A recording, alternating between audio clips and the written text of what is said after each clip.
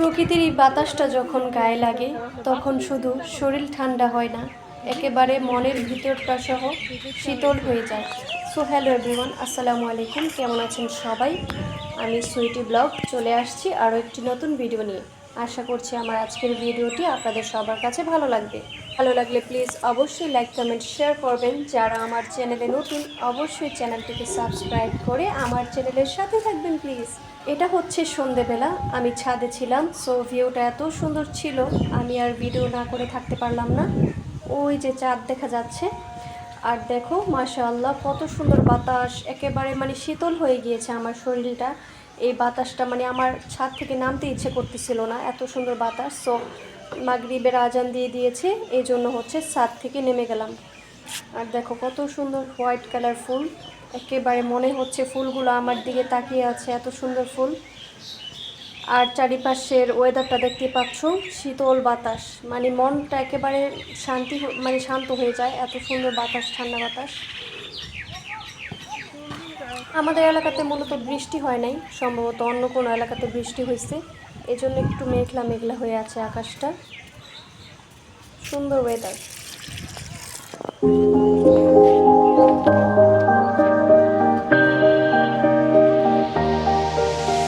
আজকে আমি আপনাদেরকে মাত্র 3টি উপকরণ দিয়ে একটি স্ন্যাক্স আইটেম বানিয়ে দেখাবো। মাত্র 3টি উপকরণ দিয়ে আজকে আমি একটি স্ন্যাক্স নাস্তার আইটেম দেখাবো। চলুন দেখি আজকে আমার স্ন্যাক্স বানাতে কী কী উপকরণ লাগবে। মাশাআল্লাহ, দেখতেই পাচ্ছেন কতটা হচ্ছে ফুলকো ফুলকো হয়েছে আমার এই স্ন্যাক্স। চায়ের সাথে একদম জমে যায় বিকেলের নাস্তা হিসেবে। সো প্রথমে আমি 2 কাপ পরিমাণে ময়দা নিয়ে নিয়েছি। এখন আমি দিয়ে দিব 1 টেবিল চামচ কর্নফ্লাওয়ার। এরপরে হচ্ছে স্বাদ মতো লবণ আর হাফ টেবিল চামচ চিনি। সব উপকরণ দিয়ে এটা হচ্ছে ভালো মতো আমি মিক্স করে নিচ্ছি, দেখতে পাচ্ছেন।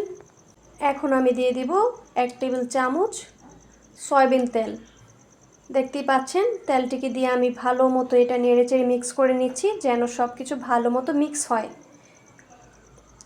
আজকে আমি আলু দিয়ে মূলত এই স্ন্যাক্স নাস্তাটা তৈরি করতেছি। আমার কাজটা অনেকটা ইজি করে দিয়েছে আমার আম্মু, দেখতে পাচ্ছেন। মূলত আমি হচ্ছে ভাবছিলাম যে আলুটাকে সেদ্ধ করে তারপরে ম্যাশ করে এই ময়দার সাথে মিক্স করব, পরে দেখি যে না, আম্মু আজকে আলুর ভর্তা তৈরি করছে। সো আমার কাজটা ইজি হয়ে গিয়েছে। সেখান থেকে কিছুটা আলুর ভর্তা নিয়ে আমি এখানে একত্রিত মিক্স করে নিয়েছি।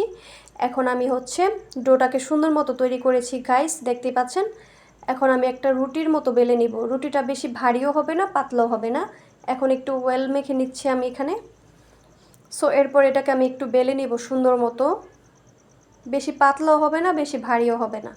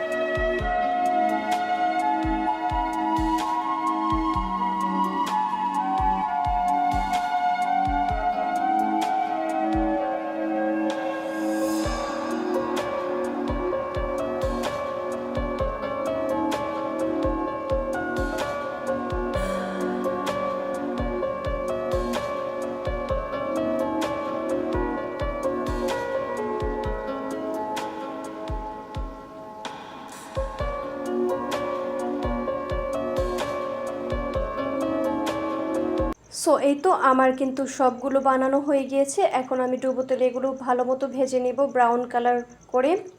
আর হ্যাঁ প্রিয় দর্শক, আজকে আমার নাস্তার রেসিপিটা আপনাদের কাছে কেমন লেগেছে অবশ্যই আমাকে কমেন্ট করে জানাবেন।